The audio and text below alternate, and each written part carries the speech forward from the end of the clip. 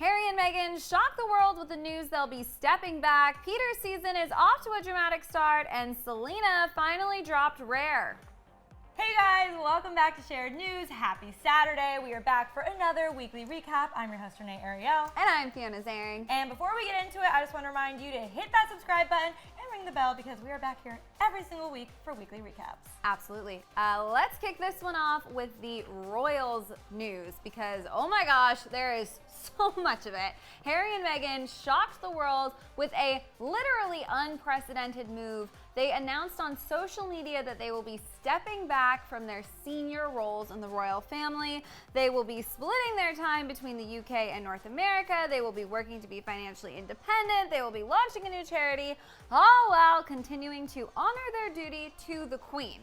Literally so many things in one statement. Crazy. Yeah, this is a historic moment. It actually seriously is different. Like, over the years, there have been different moments in royal history that have been huge, but you literally can't directly compare this to anything because they totally changed the rules in more ways than one. The most interesting thing about this, in my opinion, is with all the feud rumors, the statement that was released from the palace just shortly after Harry and Meghan posted this statement is what's truly wild, because if you haven't kept up with this, basically that statement makes it seem as though the Queen was blindsided. Yeah. Like, they had been in discussions, but her statement says, this is long from being settled. Yep.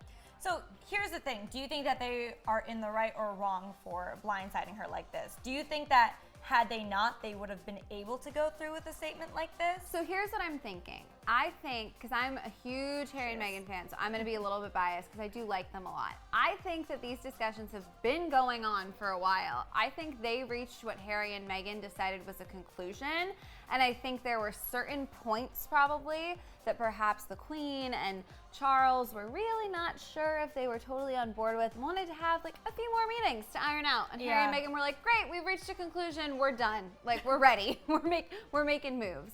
And what's the most interesting thing I think that people are really clinging on to is they want to keep their titles. They're not renouncing their titles. Harry's not saying, I'm no longer Prince Harry, I'm just Harry. He's saying, I want to remain Prince Harry. I want to stay loyal to the charities that we're already contributing to. I want to stay loyal to the Queen, but I want to do less. Yeah, this is kind of a story we're just going to see how it plays out. This is just the very beginning of it, and it was groundbreaking. But moving on to another groundbreaking thing that happened this week on The Bachelor. You guys, we finally had the season premiere of Peter Weber's season of The Bachelor. And just as promised, Hannah B showed up not once, but twice. So first, she went on to give Harry's in my mind, to give Peter back his wings, and then she came on later to host a group date that ended in tears because she had a total breakdown backstage. I question what I should have done, and, I question a lot. And this was huge because, well, first of all, we didn't know that this would happen in the sense of Hannah coming onto a season to meet up with Peter, to give him back his wings and get closure, but then ultimately open a whole new discussion. Because clearly there are some unresolved feelings on both ends, and some people are really upset about it because they said, well, Hannah chose Jed, and then when Jed didn't work out, she picked Tyler, and now she's back for Peter. So some people are upset about this. Obviously, Peter invited her back on his season. So what were your thoughts watching this? The thing is, I was a little bit shocked by the way it didn't look as though it was playing out the way producers seemed to sort of expect. Like, Hannah, everyone seemed to sort of be caught off guard by this emotional reaction she had.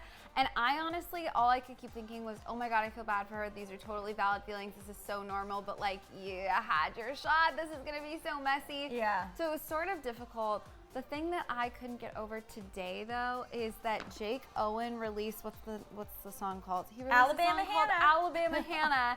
Basically trolling the heck out of Hannah, and he made it clear that it was all in good fun. But you guys have to take a look at this because this is pretty much everyone's reaction.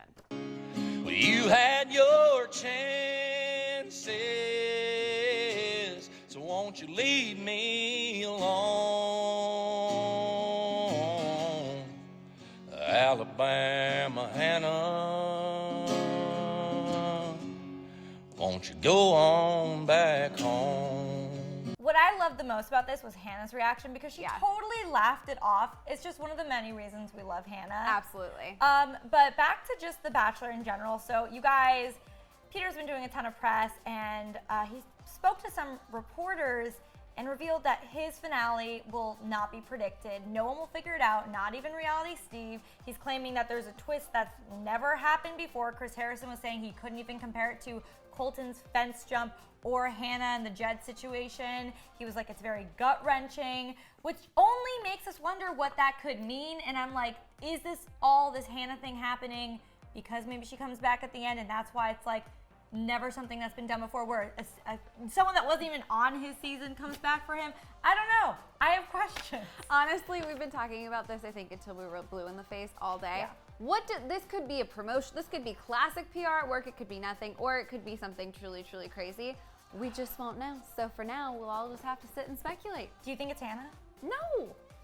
I don't know. Okay, moving on to something we do know about, though. Selena Gomez just finally dropped her highly anticipated new album, Rare, and fans are absolutely loving it. It's a whole new vibe. It's so fun. She actually sat down with Spotify and truly got emotional talking about how much she loves her fans. She gave some great advice. You're worth it. And you always have to choose yourself. Which is literally what this whole album was about for her. It was staying authentic to herself, sending the messages she wanted to send. And we have been unpacking some of these lyrics. You have decoded the heck out of them. Yeah. What is this album about, Renee? Okay, so there have been many different fans that have decoded like specific songs, the whole album, and what I've gathered through my research is that the album kind of tells a story, so it is in a very specific order. And then if that is true, if we have cracked the code and it is in this order, this seems to be what all of the songs are about. So let's start with the beginning. Rare. Rare, if this is going in order, seems to be about the weekend. Maybe he wasn't appreciating how special she was, this is such a good feel-good anthem. Rare This song, is the best, I so think. catchy. It's all about self-love. And then when we move into Dance Again, this is about like a post-breakup song when you're past the tears and you're onto the I want to have fun and like forget about this.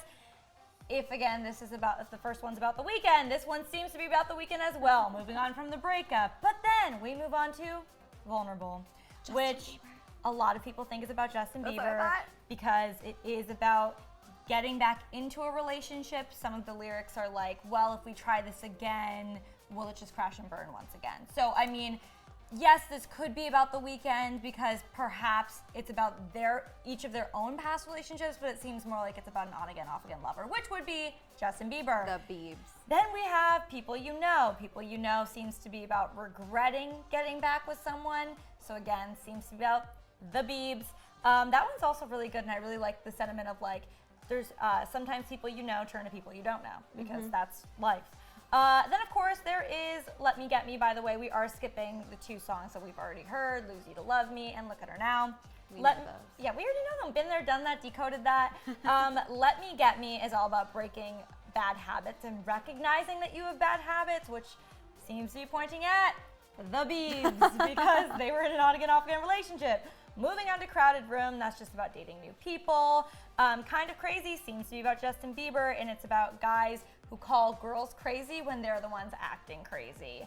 Then we have Fun, which is about casual dating. Cut You Off also seems to be about Justin Bieber and when she finally cut him off. And then, of course, the finale, A Sweeter Place, which is about the time that she took away from fame to just refocus and take time for herself. And she seems to be in a sweeter place. I was gonna say, so basically she's in a sweeter place, she's killing it. And we have to mention really briefly that she dropped the music video for Rare today, along with a really interesting statement that is, in this new awesome era of Selena, she is done producing overtly sexual music videos because she's like, I think that's stupid and I'm just gonna be me authentically in every way and focus on, she mentioned her sister specifically in the statement, being the best role model she can be, which is something that's always been so important to her. So anyways, we could gush about Selena for like 3 hours, but I'm just really excited for her in this whole new chapter. Me too. Moving on to kind of sad news, you guys. There are rumors and have been rumors throughout the week that Jeffree Star and his longtime boyfriend Nathan might have broken up. They've been together since 2015. I don't even know where to begin. There's no easy way to say this, but we did break up. The rumor started because Jeffree canceled his masterclass tour days before it was about to begin, and it was due to personal reasons. It was a very vague statement. We don't know what it was. On top of that, there's some evidence on social media. Jeffree used to have like wife of Nathan in his profile on Instagram. Now that's there no longer. And then of course there was the cryptic tweet that he put out that was, "Dear God, please stop the pain." He did delete it shortly after, but obviously like he has a ton of fans that noticed immediately. Right. But yeah, it's looking like the reason he's going through personal issues is because of a breakup. It's never easy when someone breaks up, and they just did that crazy house tour. Like, it seemed like everything was going so well. Our final story is one that personally I find to be a little bit hilarious. Kim Kardashian posted a photo promoting her Skims cotton collection standing in front of her fridge. And this was, of course, just her beverage fridge, which at the time only had milk and water and what may or may not be lemonade. The internet blew up and exploded, wondering why Kim only supplies liquids in her house to her family. Kim, of course, tried to defend herself by going on her Insta stories and taking us through not one, but two, maybe even three of her fridges. She mentions having 2 freezers. She shows us the very healthy tacos her and her family were enjoying for dinner, and basically says, "I feed my family real food. I keep organic vegetables stocked in the house." She also, by the way, points out that she's cutting back on plastic. She's like really trying to keep organic things in the house. Like, you would think people would be like, "All right, Kim, we'll let you have this one." But then the conversation took a turn and everyone got mad at her for flaunting her wealth. So basically, Kim and her fridges really had a tough go of it on Twitter this week. Yeah.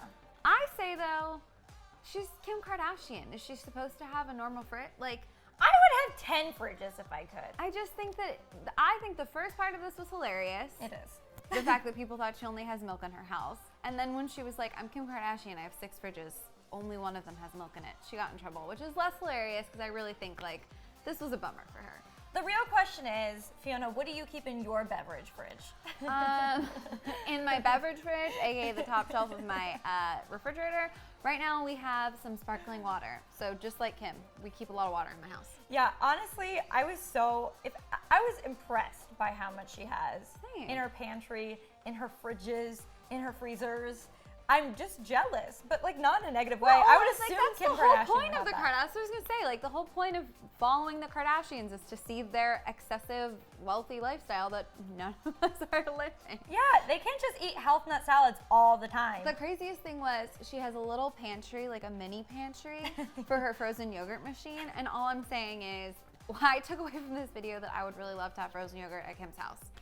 I would love to have frozen yogurt at Kim's house. What did you guys think of Kim's fridge? Like, did you think it was hilarious, or were you pissed about the milk part or the wealth part? Let us know.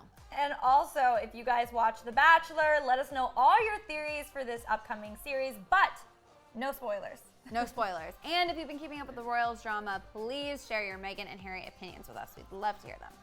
But before you go, make sure to subscribe to our channel and ring the bell. Then click right over here for another new video. And as always, I'm your host, Renee Ariel. You can follow me on socials at Renee Ariel. And I'm Fiona Zaring. You can follow me on socials at Fiona Zaring, and we'll see you guys next time.